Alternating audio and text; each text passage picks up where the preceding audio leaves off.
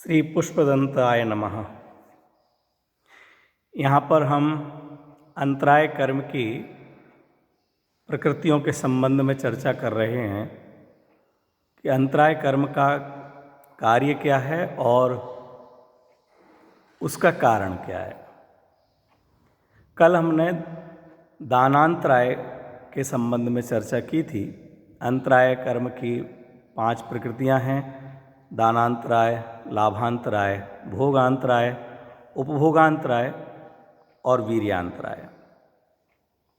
दान लेने के प्रसंग में हमने यह जाना, यह समझा कि जब हम कुछ दान करना चाहते हैं लेकिन दान नहीं कर पाते, दे नहीं पाते, उसके पीछे कई प्रकार के कारण हो सकते हैं बाहर में, लेकिन अंतरंग में कहलाएगा कि दानांतराय कर्म का उदय चल रहा है और जितना हम कर पा रहे हैं उतना क्षयोपशम कहलाएगा।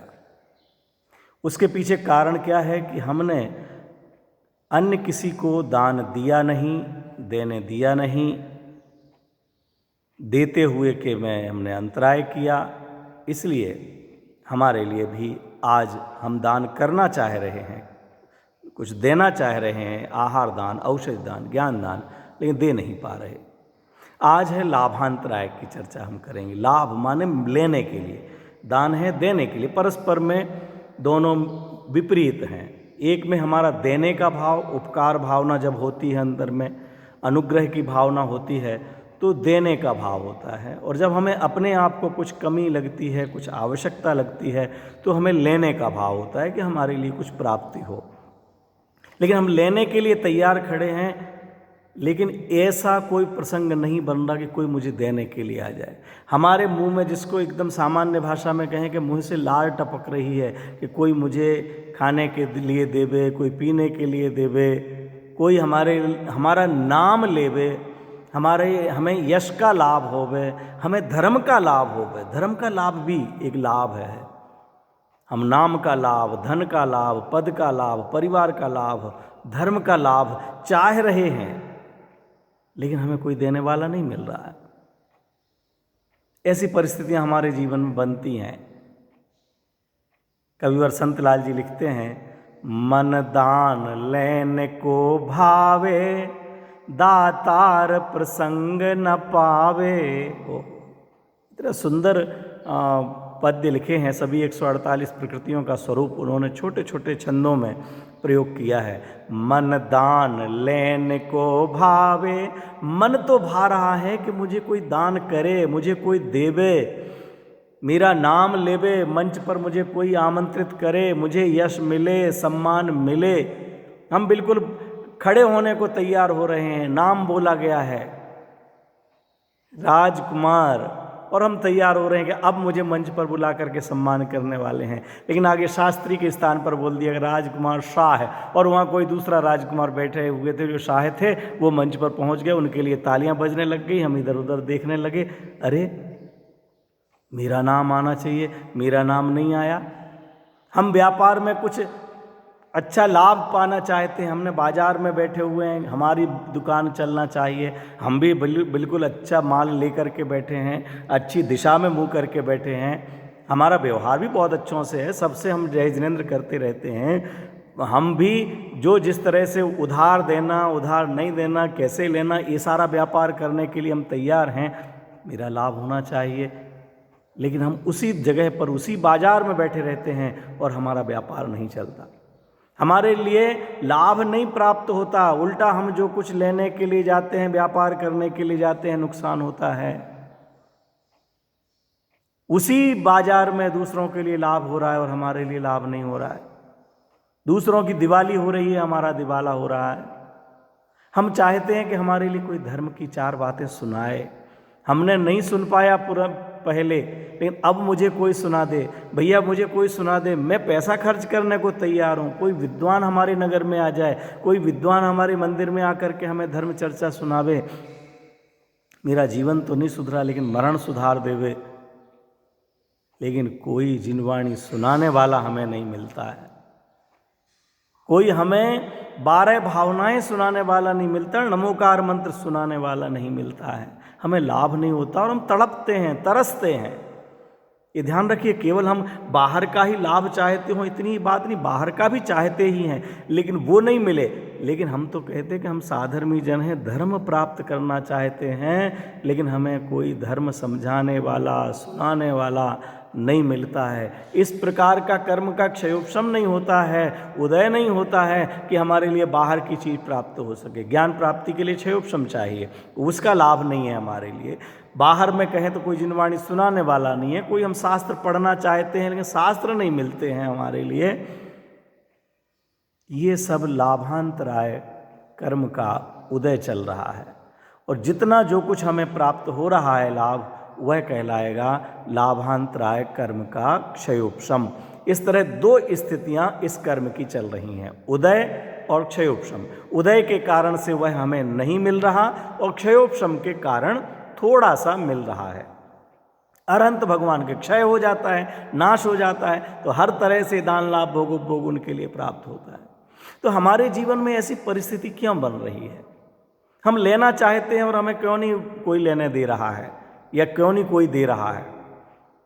हम नाम यश पद चाहते हैं लेकिन हमें क्यों नहीं मिल रहा है? हम धर्म लाभ चाहते हैं लेकिन हमें धर्म लाभ क्यों नहीं मिल रहा है? बोए बीज बबूल का आम कहाँ से होए। हमने पूर्व काल में किसी को लाभ होते नहीं देखा, हमने किसी को लाभ होने नहीं दिया, जिसके फल में आज मेरे लिए यह अवस्था मिल रही है। ये किसी ने मेरा व्यापार बिगाड़ा है ऐसा नहीं है, लेकिन मैंने स्वयं ने दूसरों के व्यापार बिगाड़े, दूसरों को लाभ नहीं होने दिया। अरे यहाँ तक मेरी निकृष्ट परिणति रही है कि मैंने अपना बिगाड़ करके भी दूसरों का बिगाड़ करना चाहा है। हम अपने परिणामों का अवलोकन तो करें। दूसरों पर दृष्टि जाती है, लेकिन हम दूसरों को लाभ लेने में, अगर किसी का यश हो रहा है तो हमारा मन कितना आकुलित होता है, दूसरे का नाम होता है तो हमें कितनी परेशानी लगती है, दूसरों को मंच पर बुला करके मालाएं पहनाई जाती हैं, उस समय हमारा मन कितना कचोटता है, उनके प्रति दुर्भावनाएं होती हैं। इसका क्यों सम्मान हो रहा है, होना नहीं चाहिए, मेरा बस चलता तो ऐसा होता, ये तो फूलों की माला क्या जूतों की माला पहनाने लायक है। और हमारा यदि बस चल जाए तो जहाँ ये कार्य हो रहा हो वहाँ जा कर के हम बिगाड़ के आते हैं। नहीं, उसका नहीं होना चाहिए, अगर उसका होता है तो अच्छा नहीं रहेगा, वो तो बहुत गलत आदमी है, आप उसके बारे में नहीं जानते हो। व्यापार में हमने स्वयं ने नुकसान खा करके दूसरों के ग्राहक तोड़े हैं। दूसरों की दुकान नहीं चल जाए, जिसको कहा जाता है हम इतने बुरे परिणाम किए हैं कि अपनी एक आंख फोड़ करके भी अगर दूसरे की दोनों आंखें फूटती हों तो उसके लिए हम तैयार रहे। हमने किसी के लिए प्रवचन सुनने नहीं दिया, कक्षाओं में बैठने नहीं दिया। हमारे परिवार के बहू मंदिर जा रही हो तो सासू जी जाने नहीं देते। घर का काम कौन करेगा? तेरे को प्रवचन सुनने की पड़ी है, तू तो मंदिर में ही रहने लग जा। इसके लिए हमने शादी की है बेटे की, ये घर का काम कौन करेगा? उसे प्रवचन में नहीं जाने दिया, पूजन नहीं करने दी। आज हम पूजन करना चाहते हैं लेकिन हमारे जीवन में पूजन करने का प्रसंग नहीं बन पा रहा। हम जिनवाणी सुनना चाहते हैं लेकिन कोई सुनाने वाला नहीं मिल रहा, क्योंकि हमने किसी को सुनने नहीं दी जिनवाणी। सुनाने वाले को हमने अंतराय किया है, सुनने वाले को अंतराय किया है। विचार करना, आज तो हमारे जीवन में ये परिणाम नहीं चल रहे। जहाँ ये धर्म लाभ के काम चल रहे हों, जिनके द्वारा चल रहे हों, हमारे द्वारा अनुमोदना हो, सब लोग आओ। हमारे आचार्य अमृत चंद्र देव लिखते हैं, मज्जन्तु निरवर ममी सममेव लोका आप्लाव्य विभ्रम तिरस्करणीं भरेण प्रोन्मग्न एष भगवान अवबोध सिंधु। अरे यह ज्ञान का समुद्र भगवान आत्मा उछल रहा है, सारा जगत आओ और इसमें डुबकी लगाओ। सारा जगत, सब कोई सुनता ही नहीं। असंगी पंचेंद्री तक तो आपकी बात सुन ही नहीं रहे, विचार ही नहीं रहे हैं। उनको क्या कह रहे हैं कि उनकी वो जाने। लेकिन मेरी भावना तो ये है कि सारा जगत आवे और इस ज्ञान समुद्र में डुबकी लगावे, सारा जगत आवे और भगवान की वाणी सुने, सारा जगत आवे और जिनेंद्र भगवान के वचनों में रमण करके मोह का वमन करके शीघ्र ही सिद्धालय में पहुंचे। महाराज आपको आगम ज्ञान है कि नहीं? एक 608 समय में 608 जीव ही मोक्ष जाते होंगे, आप कह रहे सब एक साथ चले जाओ। कि वो कितने जाते होंगे, किनकी योग्यता है, वो उनकी योग्यता होगी, वो जाने। लेकिन मेरी भावना तो है कि सुखी रहें सब जीव जगत के, कोई घबराए नहीं, सब घर घर मंगल होवे, घर घर मंगल होवे, घर घर आनंद होवे, सबको लाभ होवे, किसी को रोग नहीं होवे, मरी नहीं होवे, दुर्भिक्ष नहीं होवे, चोरी नहीं होवे। हमारी तो सबके लिए लाभ की भावनाएं हैं, किसी को नुकसान होवे ऐसी भावना है ही नहीं। ऐसी हमारी सद्भावनाएं बने, धर्म प्रचार की भावनाएं बने, ज्ञान प्रचार की भावनाएं बने, अंतरंग से, दिखावे के लिए नहीं, नाम के लिए नहीं, मान के लिए नहीं, हमारी अंतरंग से ऐसी भावनाएं बने।